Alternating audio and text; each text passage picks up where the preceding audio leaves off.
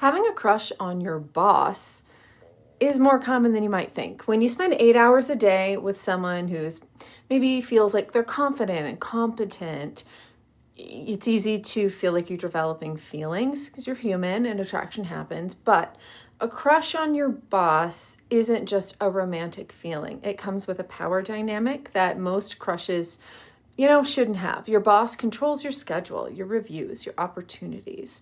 And sometimes it may feel like they have magic power over your career, your self-worth, and in some cases, your heart. So how do you navigate this?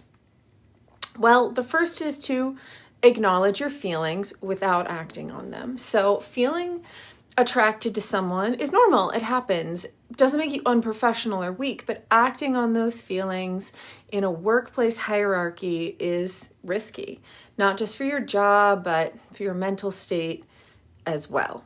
Instead of, judging yourself, start with curiosity. Ask yourself some important questions. Is this crush about actual connection, or is it about approval, validation, attention? Often it's the latter because, a great boss, they may be supportive or encouraging, dynamic. So that may be very attractive, but it may be less about them and more about how they make you feel.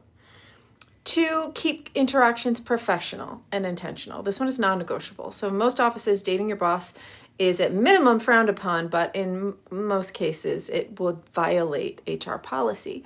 So even flirting can blur these lines, lead to misunderstandings, gossip, complaints. So focus your energy back onto your tasks, your projects, your meetings, not your emotional signals. Create emotional distance. Without hostility, of course, you don't need to ignore your boss like they insulted you, but you do really need to consciously dial back anything that feeds fantasy. So this may mean limiting personal conversations if they've started to go in that direction. Keeping lunch or after work hangouts away, right? Not lingering at the office when it's unnecessary, just cutting off those behaviors. And this helps your nervous system settle and your mind detach. Redirecting the focus to the rest of your life. A crush thrives in scarcity. This feeling is scarcity. And, even monotony too, like boredom. So if work is all you have, your brain will fill in the blanks and romanticize these things. So intentionally schedule your social life, your hobbies, your exercise, a side hustle, a new project. Give your emotional energy somewhere else to go.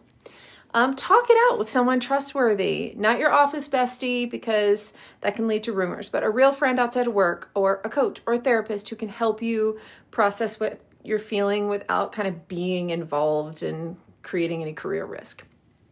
Crushes, again, are not usually about the other person. They're often about a vacuum inside that you're trying to fill, with that feeling of admiration or connection or attention. And once you can name that, identify that, it really can help, it can lose a lot of its power.